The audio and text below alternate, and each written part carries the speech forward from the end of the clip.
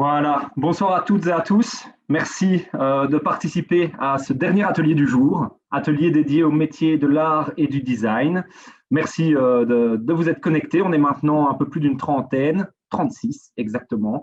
Il est l'heure de commencer cet atelier. Alors pour le bon déroulement de la séance, je vois qu'il y a déjà eu quelques questions dans le chat auxquelles Martine et Gaylor ont eu la sympathie de répondre.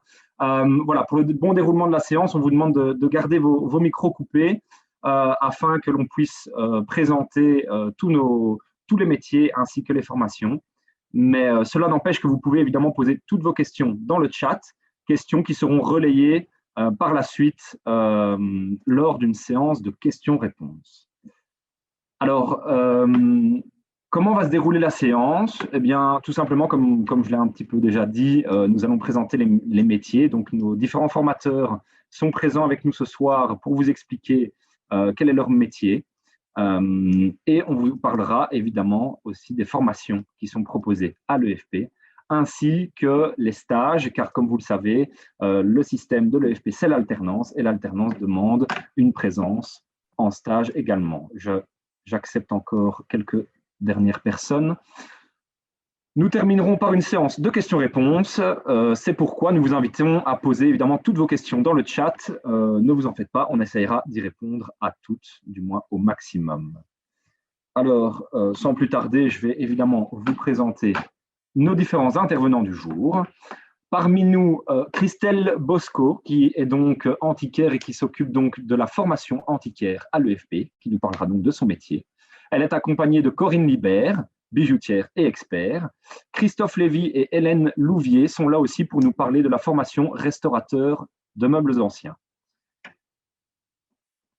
Avec nous également Martine Coquin, responsable du pôle Arts et Médias, ainsi que Anne-Sophie Lévesque, déléguée à la tutelle, qui vous donnera des informations quant au stage. Alors, sans plus tarder, je propose de passer la parole à Christelle qui est parmi nous, pour nous parler du métier d'antiquaire. Christelle, tu peux ouvrir ton micro et nous expliquer ton métier. Voilà, ça y est, on m'entend. Bonjour, bonsoir à tous. Effectivement, je m'occupe en partie de cette formation antiquaire négociant en œuvre d'art, hein, puisque c'est quand même une appellation qui permet on va dire, de rassembler un certain nombre de métiers. Alors, on a un petit pense-bête, journée type. Alors ça, c'est très compliqué parce que tout dépend un petit peu de ce qu'on va vouloir faire. Quelle va être, je vais dire, la voie qu'on va choisir. On peut être chineur, on peut être brocanteur, on peut être antiquaire, on peut être expert, on peut être commissaire-priseur, on peut être plein de choses. Et donc, les journées types, elles sont évidemment assez variées.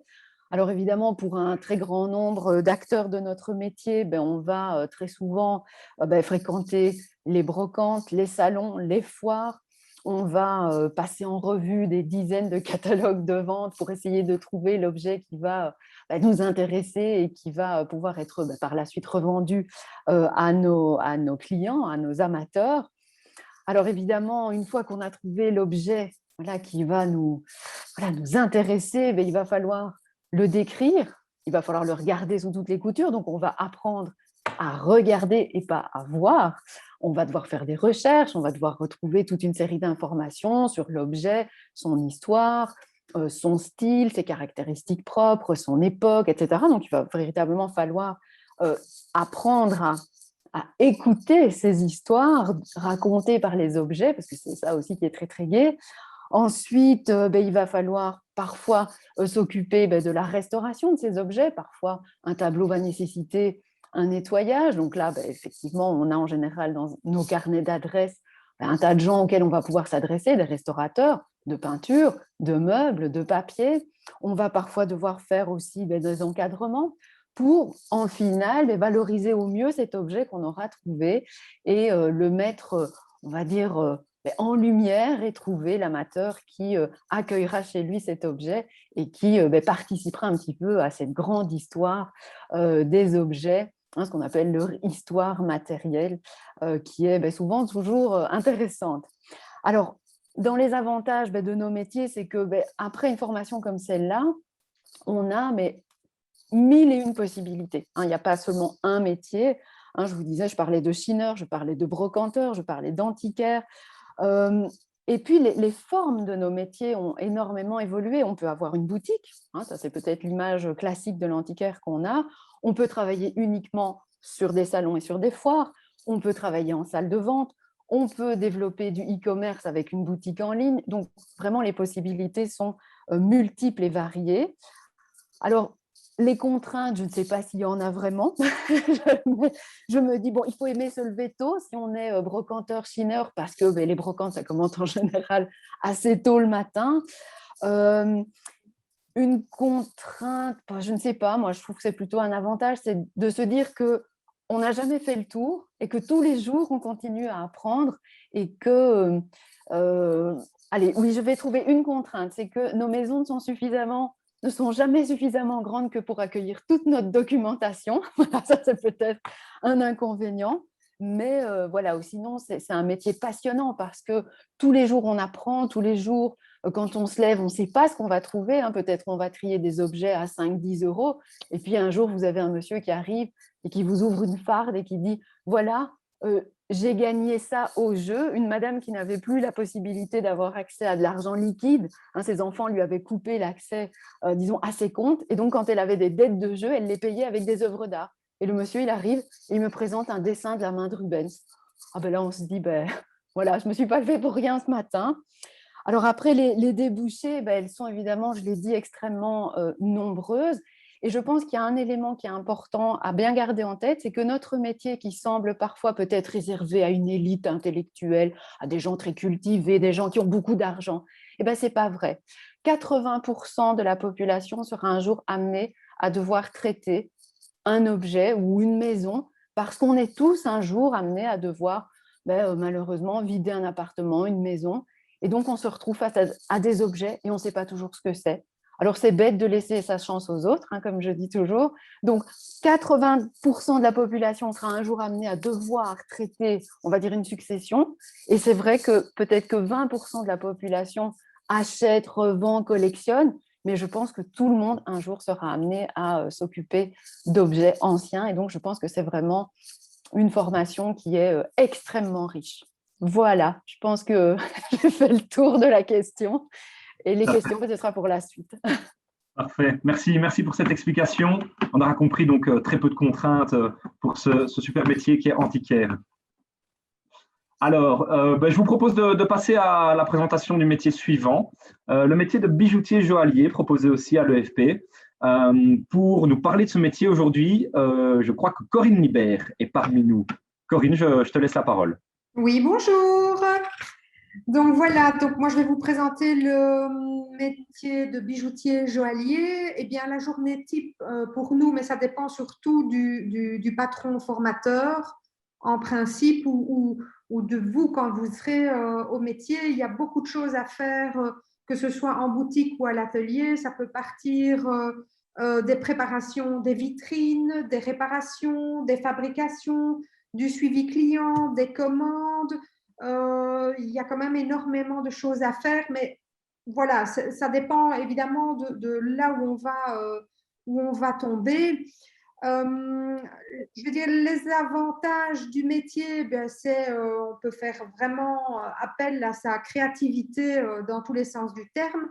C'est un métier assez technique aussi, donc si on aime bien rechercher des solutions, ça c'est quelque chose de très intéressant, décortiquer un peu le travail qu'ont fait les anciens, réapproprier peut-être une partie de celui-ci et l'appliquer à des bijoux actuels. Il y a aussi beaucoup de diversité dans ce métier. Ça, c'est vraiment beaucoup d'avantages. On ne fait jamais deux fois la même chose. Enfin, c'est rare. C'est très, très rare. Et tous les jours, on continue aussi à apprendre, même après 35 ans de métier. Donc, je vais dire, l'avantage, c'est pas de lassitude. Ça n'existe pas. C'est vraiment quelque chose qui a mille et une facettes. C'est le cas de le dire.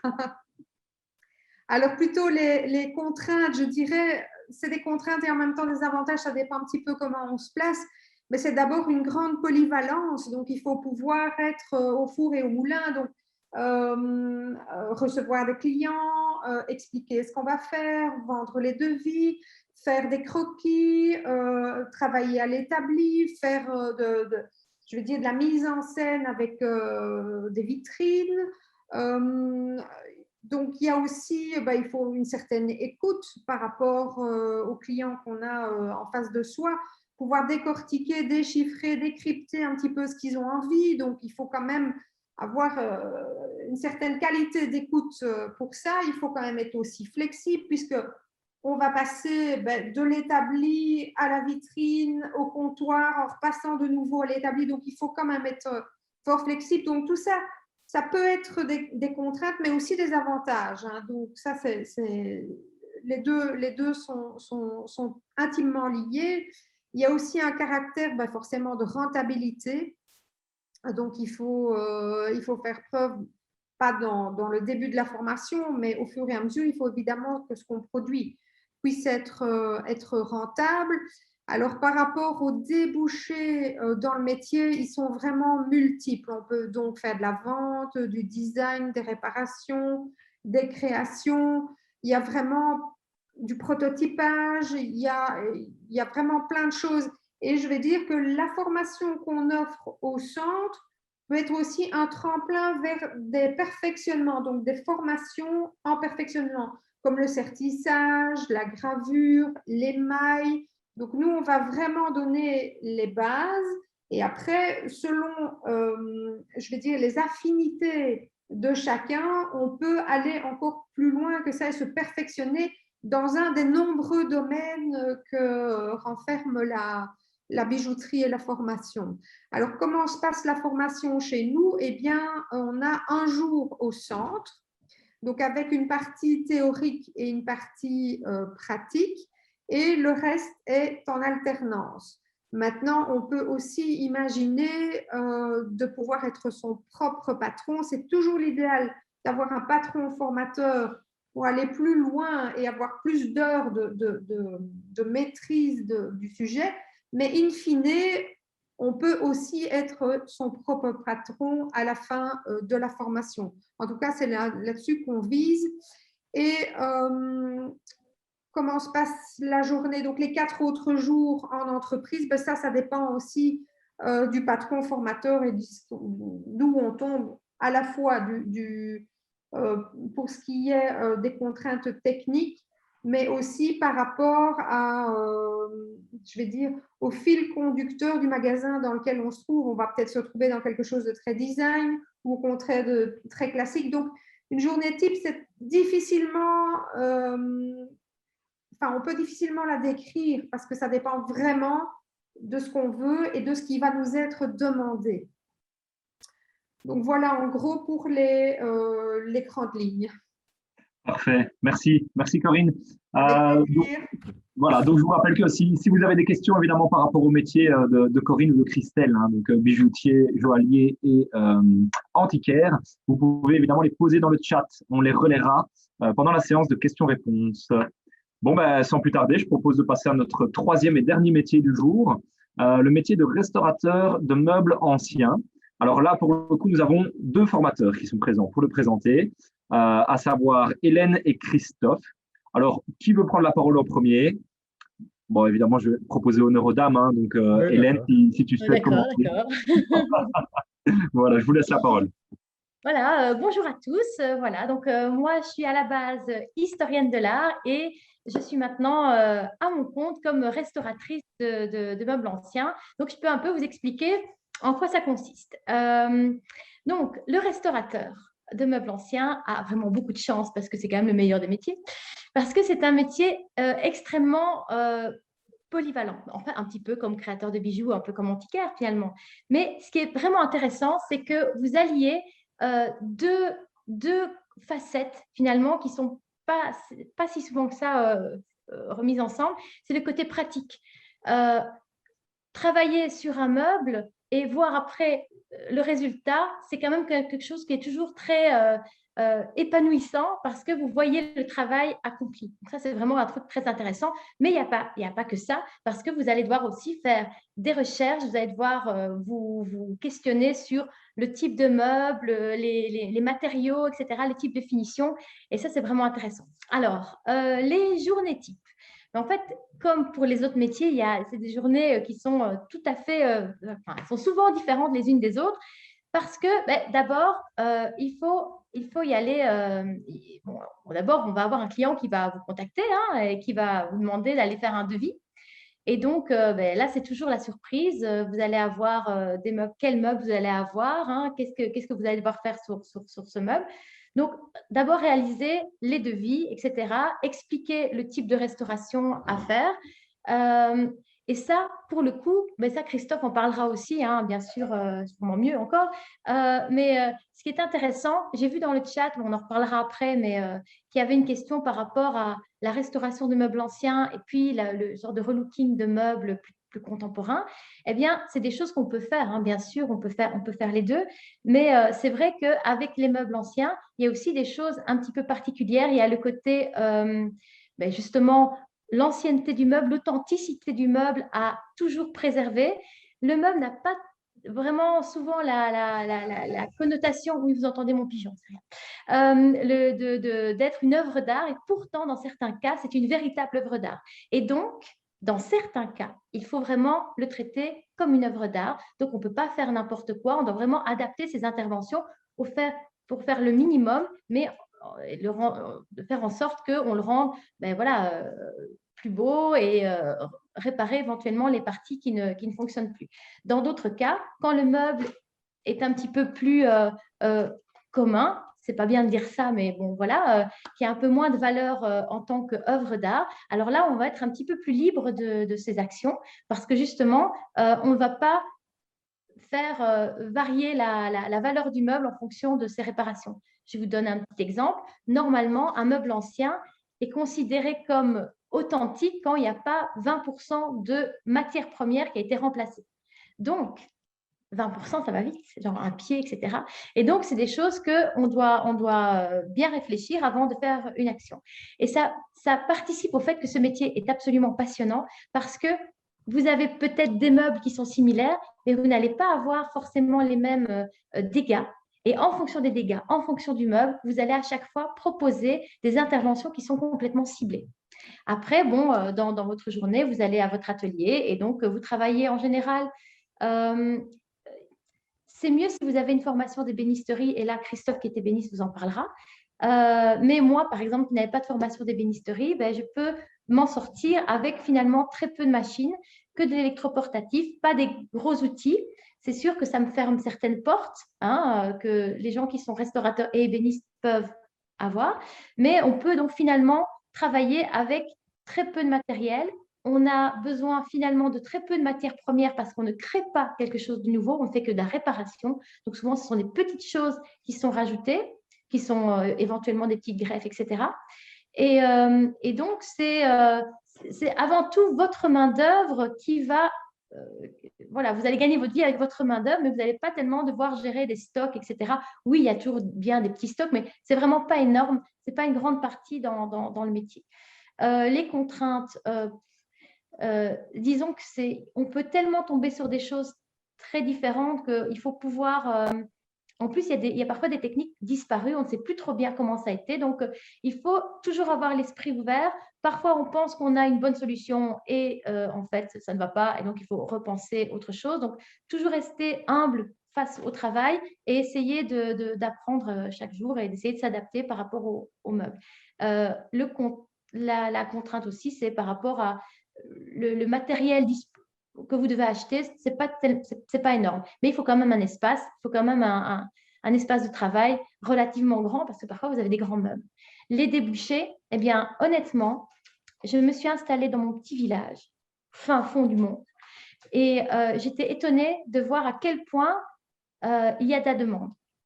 Alors, pas de la demande forcément super prestigieuse, ça ne va pas être des meubles œuvres d'art que moi je vais faire par ici, mais la réparation et de la restauration de meubles, c'est quelque chose qui est, je pense, de plus en plus demandé, étant donné que pour l'instant, on est dans une optique un petit peu plus écologiste, de dire arrêtons de racheter toujours des meubles qui finalement ne vont pas tenir 5 ans et essayons de réutiliser des meubles anciens.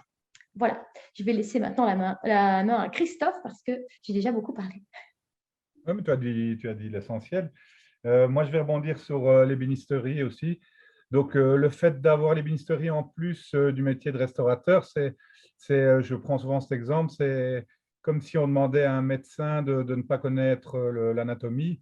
Donc, disons que moi, je vais plus facilement comprendre la conception d'un meuble en le voyant parce que je sais comment il est fabriqué.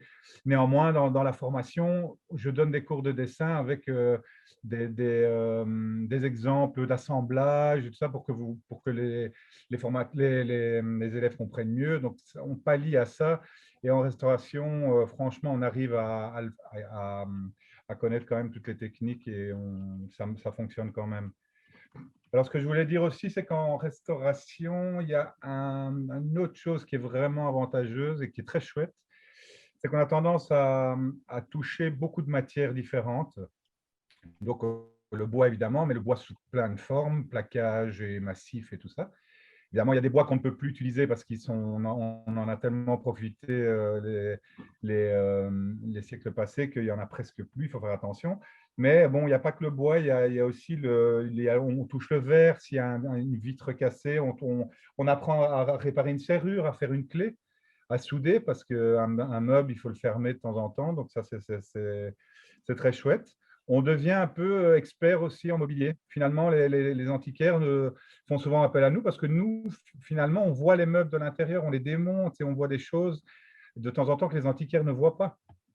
Donc, c'est vraiment très, très, très intéressant. Comme Hélène me disait, je n'ai pas une journée pareille qui se suit. Et quand j'ai une paire de meubles qui arrive, eh ben, le travail est différent parce que le bois a travaillé différemment. Voilà. Donc, je voulais aussi dire simplement une petite contrainte en plus, il faut en être conscient, c'est qu'on fait un métier qui n'est pas toujours indispensable pour les gens. Les gens peuvent rester avec un meuble un peu de guingois chez eux, mais néanmoins, voilà, ils nous font faire des devis. De temps en temps, on est un peu trop cher par rapport à leur portefeuille. Ils préfèrent d'abord aller faire réparer leur voiture, qui est plus indispensable. Mais voilà, si on discute avec les gens, on leur fait comprendre, ça passe. Et finalement, voilà, il faut de temps en temps travailler quelques heures de plus que les autres pour gagner la même chose. Mais c'est tellement passionnant que ça passe tout seul. Voilà, globalement, je crois que j'ai rajouté ce qu'il fallait. Voilà. Merci Christophe. De rien. Et merci à tous nos formateurs. Donc, on rappelle évidemment, mais vous l'aurez compris, hein, que tous nos formateurs sont des professionnels en activité. C'est aussi ça la force de la formation à l'EFP. Alors, je propose qu'on passe tout simplement à une petite explication de comment se déroulent les formations à l'EFP. Et pour ça, je propose de donner la parole à Martine, responsable du pôle Arts et Médias. Bonjour à toutes et tous. Donc, ce sont 3 formations qui sont dédicacées à des personnes qui sont adultes, donc qui ont plus de 18 ans. Pour accéder à ces formations, il faut au minimum un second degré, donc général, technique ou artistique. On peut également rentrer via une 6e professionnelle, un certificat d'apprentissage ou un examen d'admission. Au niveau des diplômes, on a, suite à la réussite des cours professionnels ou des cours de gestion, un diplôme chef d'entreprise ainsi qu'un certificat de gestion de base. Pour ces 3 métiers, vous allez avoir ce qu'on appelle chez nous, dans notre jargon, une gestion intégrée. C'est-à-dire que c'est une gestion qui est vraiment orientés vers le métier, donc que ce soit, d'ailleurs, nos amis restaurateurs de meubles anciens et antiquaires ont leur cours de gestion ensemble, comme ça, ils peuvent en même temps se faire un carnet d'adresses dans des métiers qui sont connexes et peut-être par la suite collaborer, tout comme les bijoutiers joailliers ont une gestion qui est particulière à leur métier, avec des cours de marketing totalement orientés vers leur métier, avec un cours de droit qui entre autres, prend en compte les poinçons et ce genre de choses-là. Alors, au niveau de la durée de la formation, les antiquaires, c'est une formation qui se déroule sur 2 années. Ce sont des cours du jour, le jeudi de 9h30 à 17h. Pour les bijoutiers et les restaurateurs de meubles anciens, c'est une formation qui est sur 3 années. Alors pour les bijoutiers, il y a des cours qui se déroulent en journée, donc en première année c'est sur le lundi, mais également l'année prochaine on lance l'ouverture d'une classe en cours du soir. Donc n'hésitez pas, si vous n'êtes pas disponible en journée, à venir nous suivre en cours du soir. En cours du soir, les cours se dérouleront les lundis et jeudis de 18h à 21h30.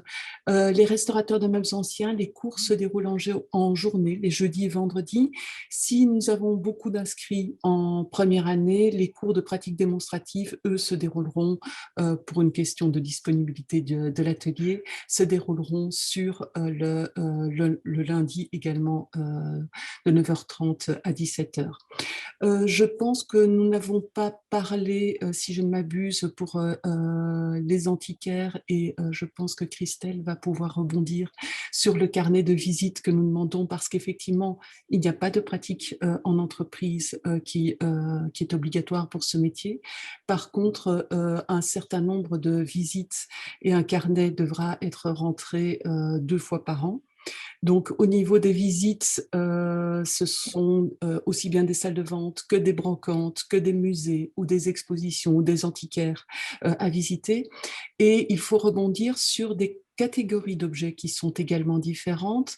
Les catégories d'objets, c'est aussi bien la sculpture que de l'orfèvrerie, des céramiques, du mobilier, des peintures, de l'argenterie, etc., auxquelles l'auditeur, l'apprenant, devra s'intéresser, faire des recherches pour essayer justement de mieux prendre en compte son futur métier, et voir ainsi comment on peut valoriser un objet. N'hésite pas à m'interrompre, Christelle, si je dis des bêtises ou si j'oublie certaines choses. Non, c'est très bien. Donc, oui, mais c'est parce que je lisais dans le chat quelqu'un qui posait la question de savoir s'il pouvait combiner la formation et antiquaire et restaurateur de meubles anciens. Et j'étais en train de réfléchir. Le don d'ubiquité, malheureusement, n'est pas possible. Donc, effectivement, Ça me semble compliqué parce qu'effectivement, ce carnet qui semble... c'est quand même 15 visites à réaliser sur l'année. Si on compte que dans une année académique classique, on a 32 semaines, ça fait quand même une visite avec un rapport à rédiger tous les 15 jours. Et bon, ce n'est pas un petit rapport, donc il faut sélectionner un objet, il faut retracer un petit peu l'histoire de l'objet, il faut en faire la description, il faut en faire l'analyse, il faut en faire une étude de prix. Et puis, donc, ça demande du temps. Donc, c'est vrai que parfois, on a l'impression que les formations, c'est 1 jour ou 2 au centre, et puis le reste, c'est un peu, je ne vais pas dire vacances, mais il y a quand même un gros investissement en temps, en énergie, en recherche qui est nécessaire. Et le fait de rentrer ces carnets donne en fait accès à l'épreuve C, donc le jury qui clôt la formation. Donc, c'est vraiment quelque chose qu'il faut faire sérieusement et dès le départ.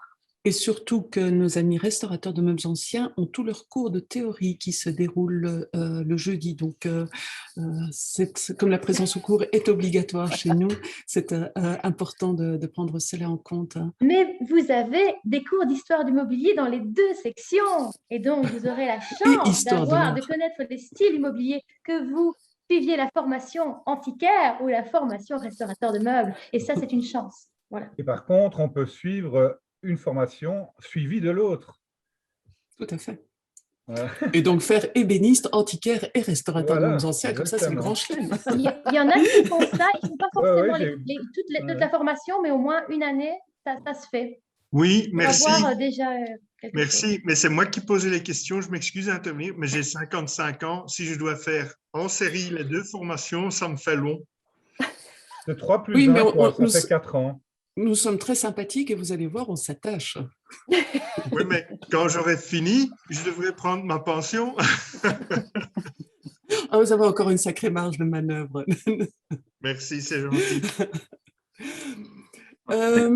Oui, du coup, nous étions sur les différentes catégories d'objets. Hélène et Christelle, je pense qu'on n'en a pas parlé pour nos amis antiquaires, comme vous en illustrez certaines lors de la formation. Peut-être en dire un petit mot justement pour Corinne également, qui fait l'orfèvrerie et les bijoux dans cette formation. Je pense que c'est important justement d'en parler. Le son. Christelle, ton micro, s'il te plaît. Ah voilà, ça y est, c'est mieux. Hein. Oui, directement. Va tout de suite mieux. Donc en fait, la formation, elle est réfléchie avec, moi je l'appelle le cours fil rouge. Donc il y a vraiment 2 cours. Donc il y a le cours d'histoire de l'art général et puis il y a le cours d'histoire du mobilier qui sont vraiment les 2 gros morceaux, je vais dire, de la formation, qui vont donner un panorama général de l'histoire de l'art en partant de l'Antiquité jusqu'au XXe, voire XXIe siècle. Et alors, à côté de ces cours, on va dire, qui s'étendent, enfin, qui durent assez longtemps sur les années académiques, viennent se greffer toute une série de cours dits métiers. Là, c'est évidemment extrêmement varié. C'est la sculpture, c'est la gravure, c'est la photographie, c'est la céramique, la verrerie, l'horlogerie.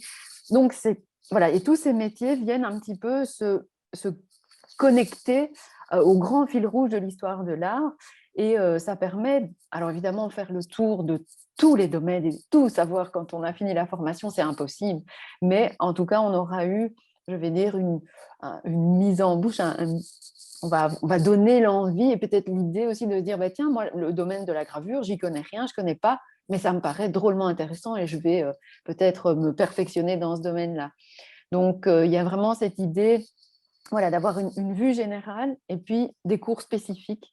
Alors, voilà, on peut toujours en rajouter. Hein. C'est frustrant, hein, on pourrait en rajouter tout plein. Mais c'est vrai que ça donne quand même, je vais dire, un panorama de ce qui est possible. Et puis après, à chacun, évidemment, de trouver son dada et de se perfectionner dans ce domaine-là. Voilà. Bien. Eh bien, merci à tous pour ces compléments d'information. Je propose qu'on donne quand même la parole à Anne-Sophie. Anne-Sophie qui va nous expliquer un petit peu la pratique en entreprise, puisque c'est aussi un petit peu le concept de l'alternance. Donc voilà, Anne-Sophie, je te laisse la parole. Merci, bonjour à tous. Voilà, moi je m'appelle Anne-Sophie, je suis déléguée à la tutelle et donc comme on l'a dit et répété, mais j'aime insister, n'est-ce pas? Donc la grande force de notre centre de formation, c'est vraiment l'alternance, donc la possibilité d'apprendre son métier en étant à temps plein chez un patron. Les cours pratiques et théoriques au centre de cours sont évidemment indispensables et nécessaires, ça c'est certain, mais voilà, c'est vraiment la possibilité qui vous est offerte de conclure une convention de stage avec un patron formateur chez qui vous allez passer énormément de temps par semaine. Donc en gros, Martine vous en a parlé tout à l'heure des horaires, donc moi je m'occupe principalement des restaurateurs de meubles anciens, donc vous avez un jour et demi ou 2 par semaine de cours, vous allez 3 jours chez le patron. C'est le même régime plus ou moins que les employés ou les ouvriers. Donc, les stagiaires ont droit à 20 jours de congés par an, ce qui veut dire aussi que quand il n'y a pas cours et que le centre est fermé, le stagiaire preste l'entièreté de l'horaire en entreprise. Donc, on parlait d'investissement pour les antiquaires au niveau des cours, mais donc pour les autres formations, c'est aussi un investissement. C'est peut-être pas moins pour les cours, mais en tout cas un énorme investissement chez le patron où vous passez énormément de temps.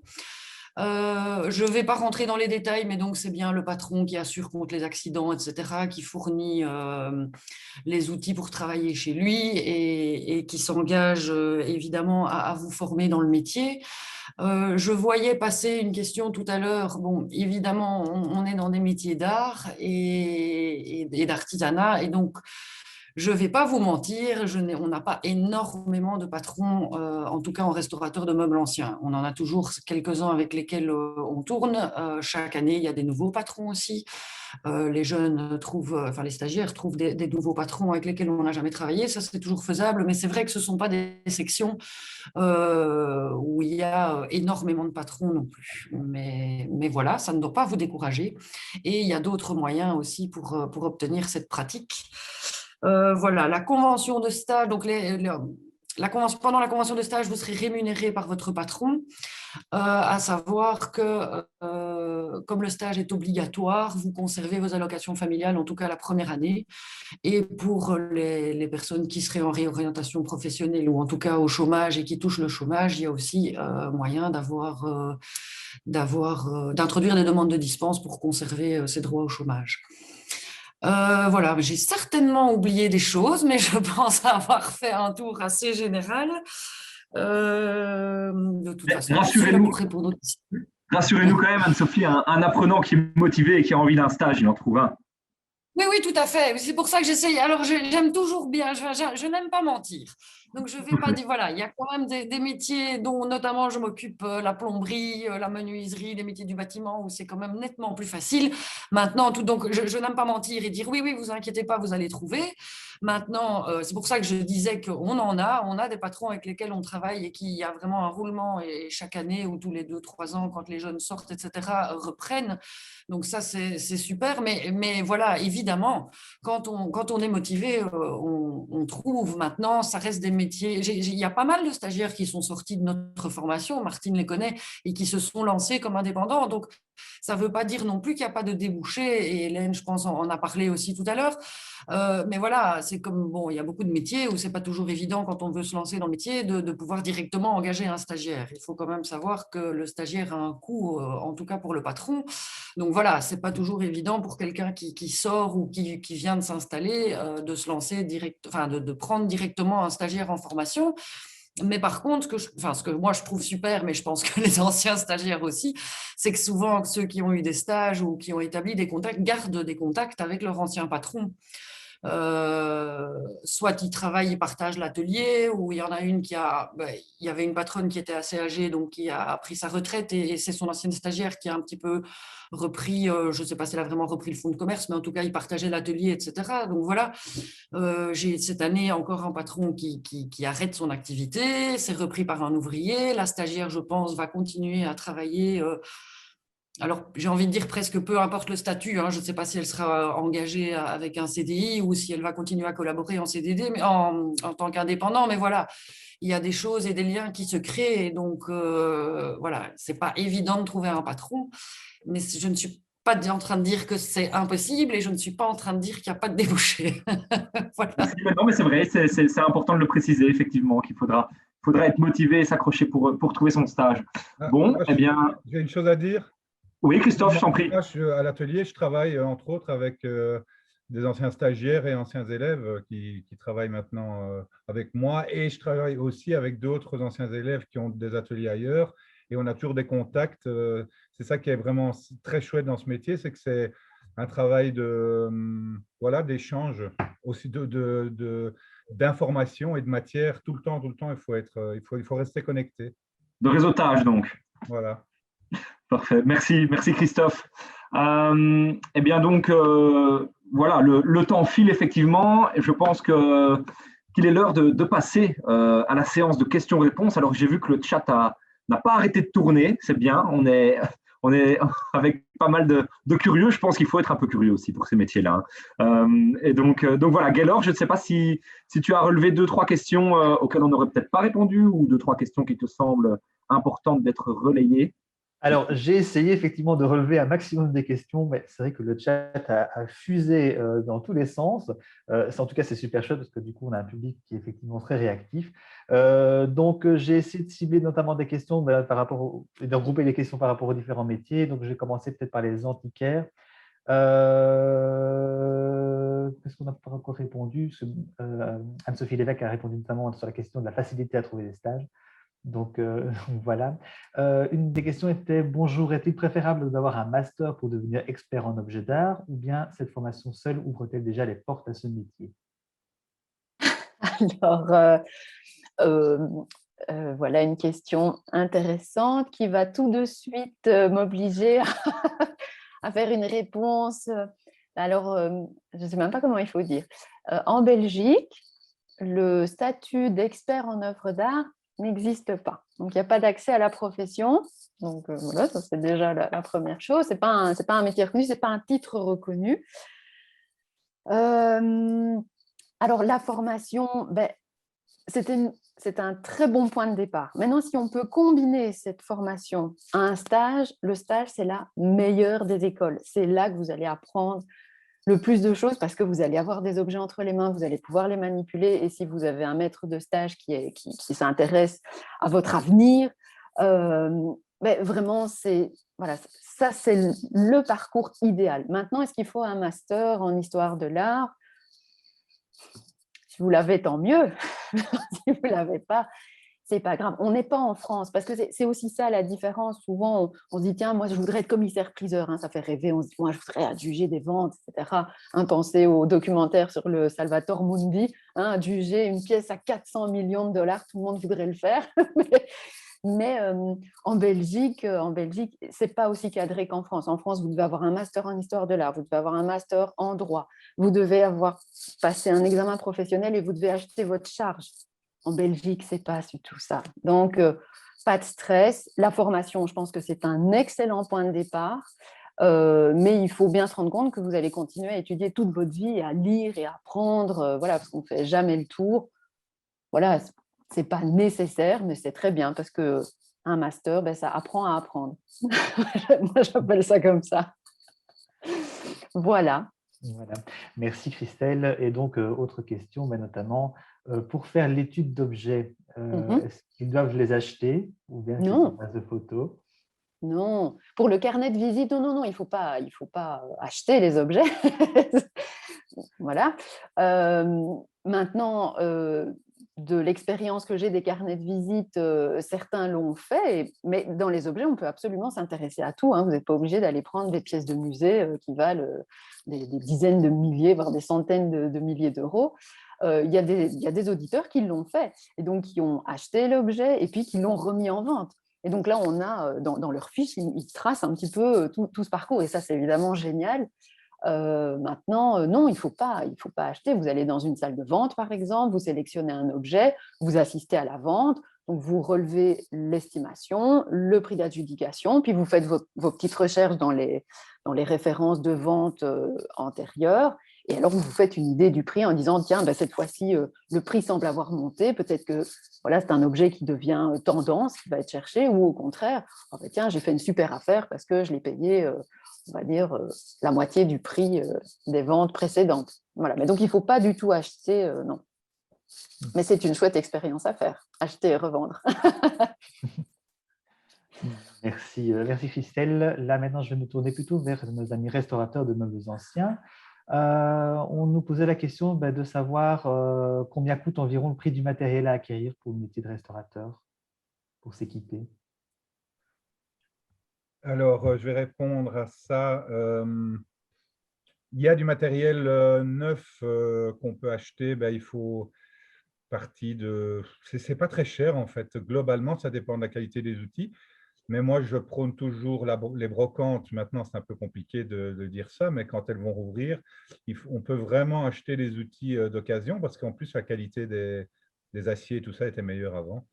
Et sinon, c'est pas énorme parce qu'il y a quelques machines électroportatives qui sont importantes, mais par rapport justement à un ébéniste, on est loin du compte.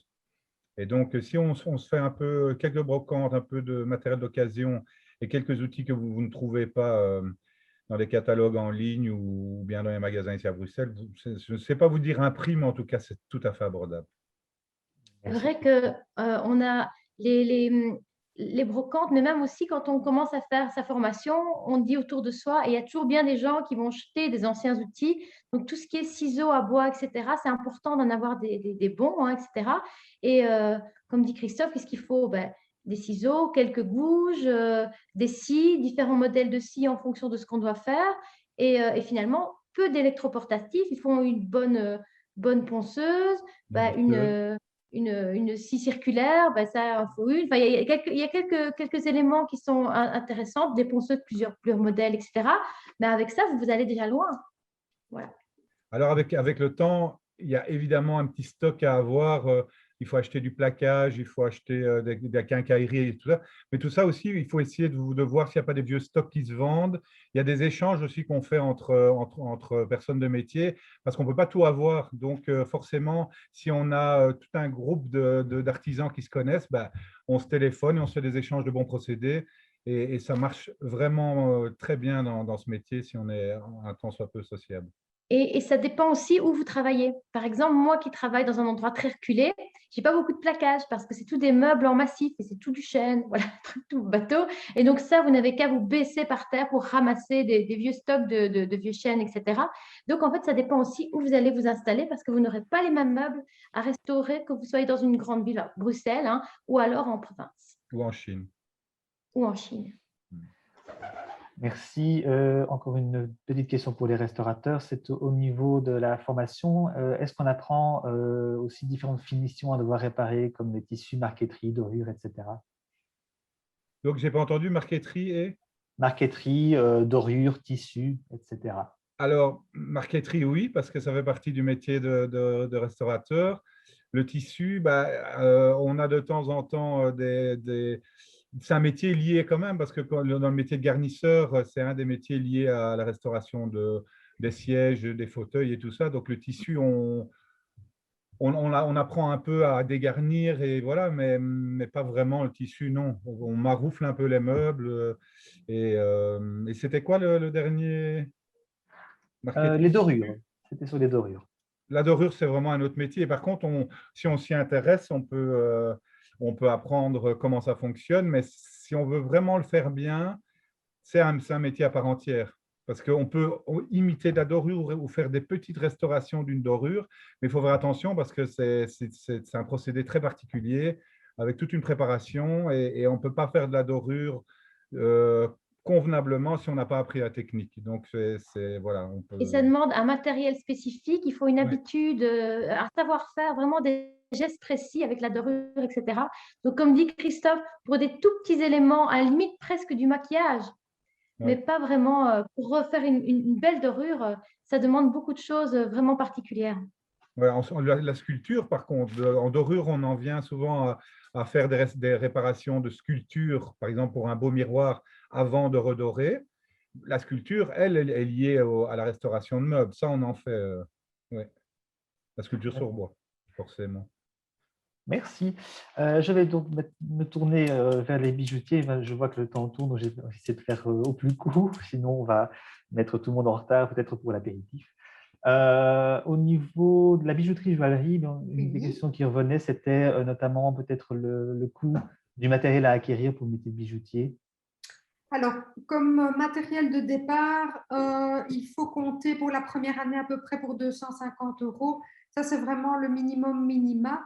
Après, évidemment, on peut, pareil, chiner, regarder chez des professionnels qui quittent le métier parce qu'ils partent en retraite. Il y a quand même pas mal de circuits parallèles aussi qui fonctionnent pas mal. Il y a maintenant aussi quelques sites très spécialisés qui ont des prix vraiment défiant toute concurrence. J'en ai découvert un cette année et franchement, je suis estomaquée des prix qui pratiquent. Donc, il y a moyen, d'une part, donc 250 €, c'est pour démarrer et c'est avec du matériel neuf. Mais donc, il y a moyen de démarrer avec du matériel de seconde main qui, évidemment, est bien moins cher. Par contre, il ne faut quand même pas perdre de vue que ça va être au niveau de la matière première chez nous qui va être un peu plus… où là, l'achat, par exemple, d'argent, si on va acheter en argent, bon, ça, ce n'est pas encore très cher, c'est 50 cents le gramme, et avec 20 grammes, on peut déjà faire 2-3 bijoux. Par contre, si on veut évidemment plutôt travailler de l'or, là, ça commence évidemment à chiffrer. Mais enfin, ce n'est pas ce qu'on prône en début de formation, mais ça, c'est quand même un aspect qu'il faut prendre en compte en deuxième ou en troisième, où là, si on veut toucher de l'or, ben là, c'est 50 € le gramme et on ne va pas loin avec 1 gramme. Donc ça, il faut quand même tenir à l'esprit que si on veut passer sur des matières nobles comme ça, il faut prévoir un budget assez conséquent. Voilà, merci. Bon, malheureusement, on n'aura pas l'occasion de pouvoir répondre à toutes les questions, tellement il y en a eu. Martine a notamment donné nos coordonnées directes dans le chat, donc voilà.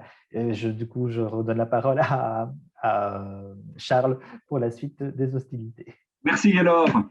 Merci. Ben, merci à tous nos formateurs, évidemment, hein, d'avoir répondu présent et d'avoir répondu à toutes les questions qui sont posées.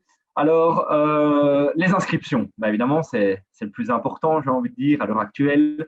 Quand est-ce qu'on peut s'inscrire? À partir du 10 mai, sur le site de l'EFP, efp.be, dans la rubrique inscription, des formulaires seront mis à disposition pour pouvoir voilà, vous inscrire aux différentes formations que vous avez vues aujourd'hui. Donc, on vous donne le rendez-vous le 10 mai. Je ne vais pas dire dépêchez-vous, mais ne tardez pas à vous inscrire, effectivement. Alors, comme l'a dit Gaylor, il y a les coordonnées du pôle Arts et Médias qui ont été données dans le chat. Donc, si vous avez évidemment des questions plus directes par rapport au métier, n'hésitez pas à passer par là. Sinon, vous pouvez aussi nous contacter via l'adresse mail info@efp.be ou par téléphone au 0800 85 210, mais aussi via les réseaux sociaux. Vous pouvez nous suivre ou nous poser des questions. On tentera d'y répondre tant bien que mal. Et voilà, donc en espérant évidemment avoir répondu à un maximum de vos questions aujourd'hui. L'atelier se termine, mais l'e-tour des métiers, ce n'est pas terminé. Donc, vous pouvez encore voir s'il y a d'autres formations sur lesquelles vous hésitez. Rendez-vous sur itour.efp.be. Je rappelle que si vous avez raté des ateliers, vous pouvez les revisionner, toujours à la même adresse, sur le même site, itour.efp.be. Merci à tous d'avoir participé à cet atelier. Merci à tous nos formateurs. Merci au pôle Arts et Médias. Merci à Anne-Sophie du SFPME d'être parmi nous pour répondre à toutes vos questions. Je n'ai plus qu'à vous souhaiter une bonne soirée et on espère vous retrouver d'ici là, le 10 mai sur Internet, en septembre, peut-être de manière présentielle. Merci à tous. Bonne soirée. Bonne soirée.